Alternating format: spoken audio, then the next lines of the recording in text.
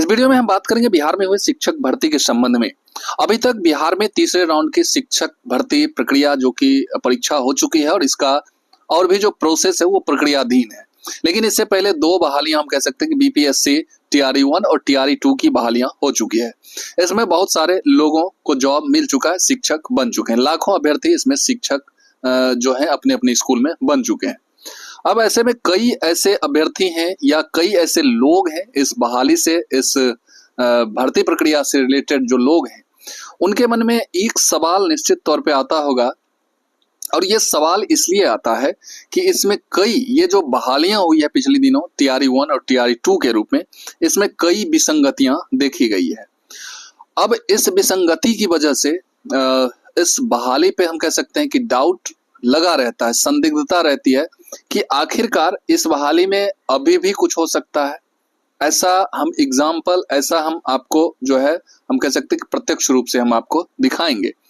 Revise result इसलिए हम कह रहे हैं कि रिवाइज रिजल्ट जो कारण बनता है कि कई ऐसे प्रश्न जो विवाद में है, टीआरई 3 में भी आप देखे होंगे कि टीआरई 3 में कई ऐसे प्रश्न विवाद में जिसे डिलीट कर दिया गया और अभ्यर्थी चाह रहे हैं कि वो प्रश्न डिलीट नहीं होना चाहिए क्योंकि वो प्रश्न सही है, लेकिन आयोग ने डिलीट कर दिया। आयोग कई ऐसे जो मुद्दे हैं जो 2 महीने पहले आप देखिएगा जहां पर बातें अटकी हुई थी बहाली को लेके, टीआरई 3 को लेके, बातें वहीं आज भी अटकी हुई हैं।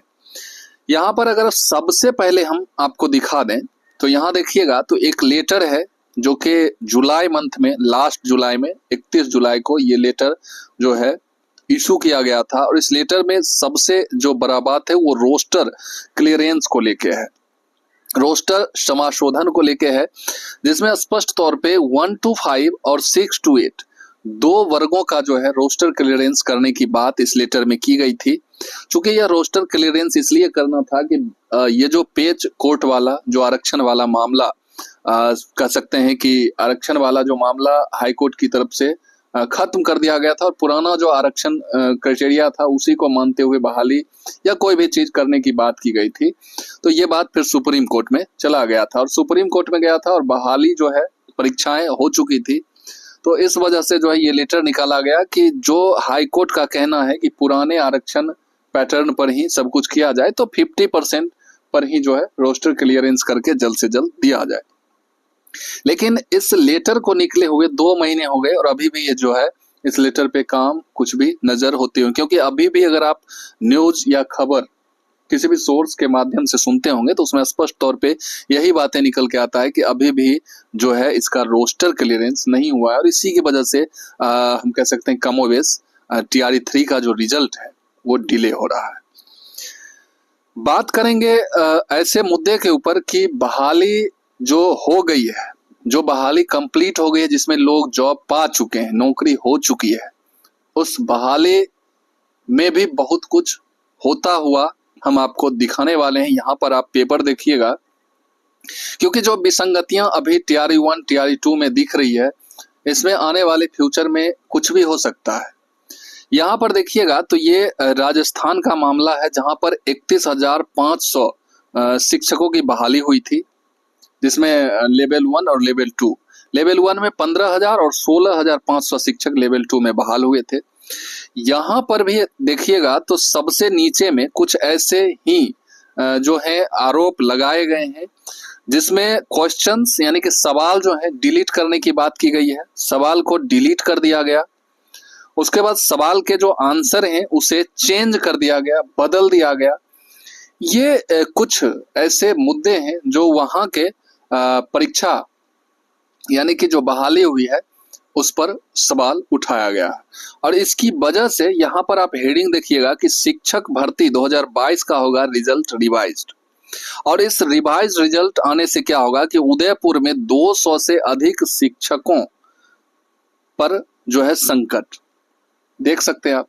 तो जो देखिए जिनका मेरिट जैनून है उन पर उतना फर्क नहीं पड़ता है, लेकिन जैनून रहते हुए भी अगर ऐसा होता है तो कुछ जो है निर्दोष जो शिक्षक अभ्यर्थी हैं या शिक्षक हैं उन पर यह गाज गिर सकता है।